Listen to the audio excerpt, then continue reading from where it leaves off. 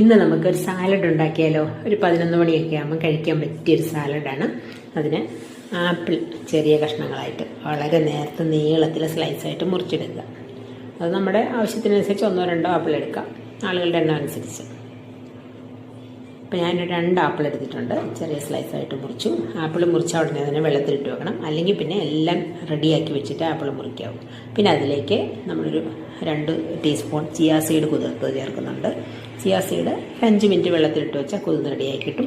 പിന്നെ അതിലേക്ക് നമ്മളെ കയ്യിലുള്ള നട്ട്സും സീഡ്സും ഒക്കെ ഇടാം. Pumpkin seed, watermelon seed, sunflower seed, walnut, cashew nut എല്ലാം ക്രഷ് ചെയ്തിടാം. പിന്നെ ഫ്ലാക്സ് സീഡ് പൗഡർ 2 ടീസ്പൂൺ ചേർക്കുന്നുണ്ട് ഞാൻ. ഒരു നുള്ളു കുരുമുളക് പൊടി, ഒരു 1.5 ടീസ്പൂൺ തേന്, പിന്നെ യോഗർട്ട് അല്ലെങ്കിൽ നമ്മൾ പുളിയില്ലാത്ത കട്ടത്തൈര്, അധികം വെള്ളമില്ലാതെ. വെള്ളം ഉണ്ടെങ്കിൽ ഒന്ന് അരിപ്പയിൽ 5 മിനിറ്റ് വെച്ചാൽ വെള്ളമെല്ലാം പോകും. എന്നിട്ട് ആ കട്ടത്തൈരും കൂടെ ചേർത്ത് നന്നായിട്ട് മിക്സ് ചെയ്യുക. നല്ല ടേസ്റ്റാണ്. വേണമെങ്കിൽ ചില്ലി ഫ്ലേക്സും ചേർക്കാം. ഒത്തിരി എരിയും കൂടെ വരും. കുരുമുളക് പൊടി ഉണ്ട്, എന്നാലും ചില്ലി ഫ്ലേക്സ് ചേർക്കുമ്പോൾ വേറൊരു ടേസ്റ്റാണ്. അപ്പോൾ ഇതെല്ലാവരും ട്രൈ ചെയ്ത് നോക്കുക. നല്ല വയറ് ഫുള്ളായിട്ടിരിക്കുന്ന നല്ലൊരു സാലഡാണ്. എല്ലാവർക്കും ഇഷ്ടപ്പെടും. Thanks for watching.